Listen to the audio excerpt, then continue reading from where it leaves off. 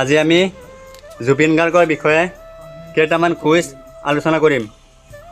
আমাৰ প্ৰথম প্ৰশ্ন হৈছে লক্ষ্মণে ক'বা সংগীত শিল্পী হিচাপে জুবিন গাৰ্গ কেতিয়া পৰিচিত হৈছিল? 1992 চন। শুদ্ধ উত্তৰ যোৱা। দেৱজিৎ তুমি ক'বা জুবিন গাৰ্গৰ প্ৰথম বিহু এলবামটোৰ নাম কি? উজান প্ৰীতি শুদ্ধ উত্তৰ। ৰাহুল তুমি ক'বা জুবিন গাৰ্গে 2010 চনৰ পৰা 2011 চনলৈ অনিৰুদ্ধ চৰিত্ৰত অভিনয় কৰা অসমীয়া দূৰদৰ্শনৰ ধাৰাবাহিকখনৰ নাম কি?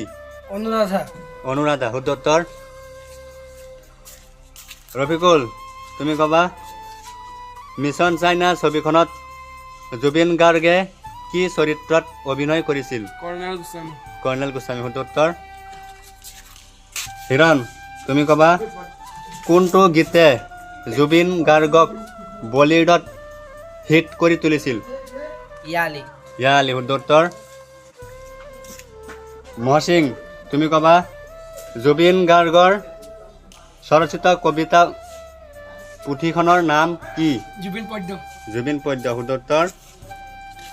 কুলদীপ তুমি ক'বা কোনখন অসমীয়া কথাছবিৰ বাবে জুবিন গাৰ্গে সংগীত পৰিচালক হিচাপে ৰাষ্ট্ৰীয় বঁটা লাভ কৰিছিল? মন যায় শুদ্ধ উত্তৰ। ৰাজা সেন তুমি ক'বা জুবিন গাৰ্গৰ সৰু ভগ্নীয়েক গৰাকীৰ নাম কি? পামী বৰঠাকুৰ শুদ্ধ উত্তৰ।